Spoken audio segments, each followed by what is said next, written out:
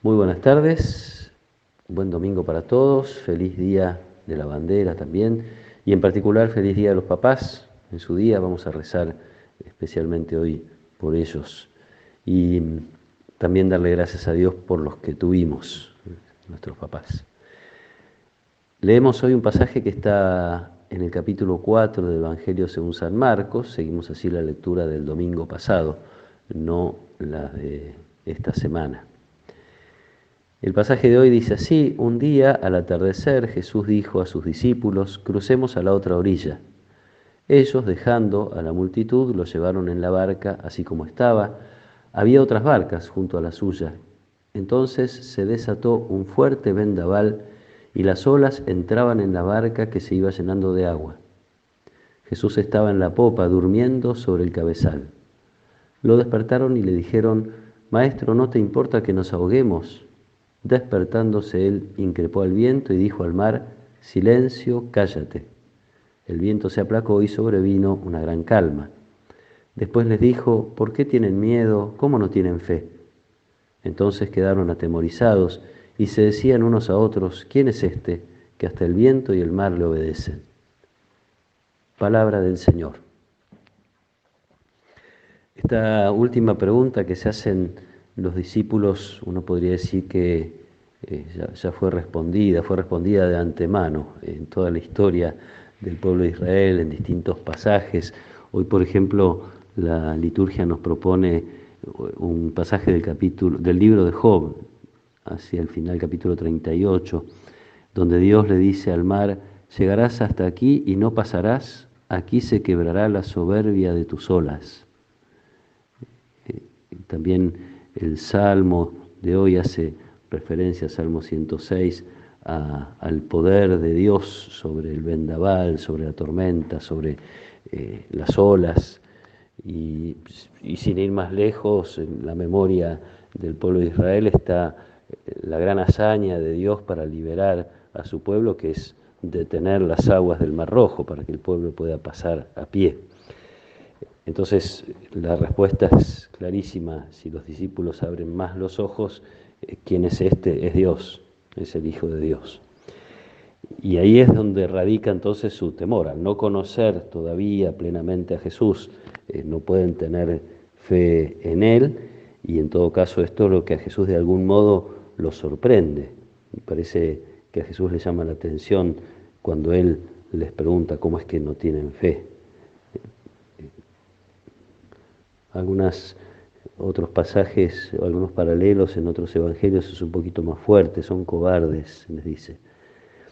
Bueno, la cuestión es esta, que la confianza de los discípulos en esta situación, transmitida por el Evangelio a las primeras comunidades, por los tres evangelios. Insisto en esto porque es una situación que los tres, Mateo, Marcos y Lucas, relatan y transmiten, transmitida a las primeras comunidades, que son las que se sienten enviadas a cruzar a una orilla lejana, que les da temor, que es la orilla del mundo pagano, es la orilla de donde hay que anunciar el Evangelio sabiendo que va a haber rechazo y hostilidad.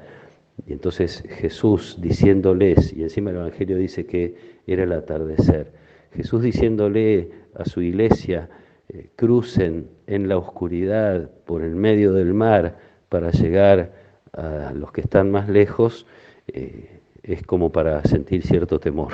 Lo sentían las primeras comunidades, lo puede sentir la iglesia en todo tiempo, y también nosotros podemos experimentarlo hoy.